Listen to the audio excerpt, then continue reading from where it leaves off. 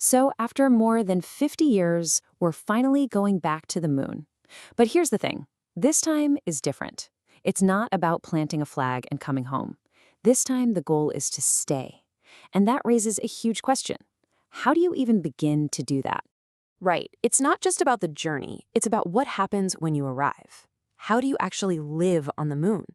And what's so cool is that the answer might be hiding in plain sight, inside the very rockets that get us there.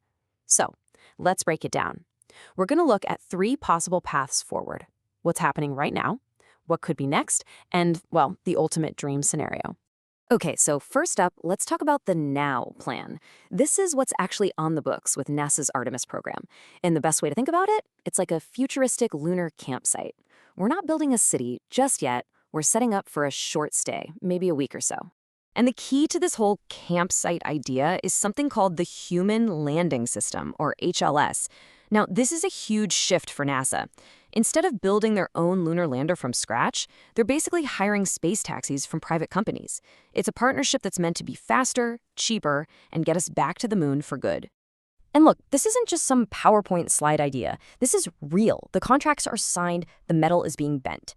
SpaceX got the first gigs for the Artemis 3 and 4 missions. And then, to make sure they had options and a little friendly competition, NASA tapped Blue Origin to build a second lander for Artemis 5. The point is, this is happening right now. Now here's where it gets really interesting for these first missions. The SpaceX lander, it's not just a lander. It's also the house.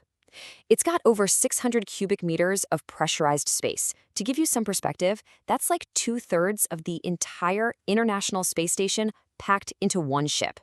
It is, without a doubt, the most incredible RV ever conceived for the ultimate off-road or off-world camping trip. Okay, so a super advanced RV is amazing for a week. But what about when you want to stay for a month or a year? That's where the NOW plan hits its limit. To really set up a long-term base, you need a totally different playbook. And that brings us to the next plan. Yeah, this is the big question, right? How do you keep a crew, maybe 8 people, alive and working for months on end? Where do you put all the food, the water, the science gear? The lander we're using for the first few trips just isn't designed for that kind of marathon mission. So engineers have been thinking about this, and one really cool idea comes from a study they called the Common Habitat Architecture. Now, to be clear, this isn't the official plan yet. It's more of a what-if scenario, exploring what could come after those first few Artemis landings. The core idea is simple. Design a lander from the ground up to be a long-term home. And the big twist here is pretty radical. The main lander, it's a one-way ticket. Think of it less like a lander and more like a celestial moving truck. It's designed to haul a huge crew and tons of supplies down to the surface for a year-long mission. But landing that beast takes so much fuel, there's none left to get back up. So how do they get home? Well, they'd use a separate, much smaller getaway car to hop back up to orbit. You see the strategy, right? By leaving the big lander on the surface, every single mission adds a huge piece of infrastructure to your new lunar base. It's like building a house one giant room at a time. This whole plan is based on the idea that we can't make rocket fuel on the moon, at least not at first. So you sacrifice the ship to build the outpost. And that idea, sacrificing the ship, brings us to the most mind-blown concept of all, the dream plan. This is where we take that leave-it-behind logic and push it to its absolute incredible limit. What if you didn't just leave the lander?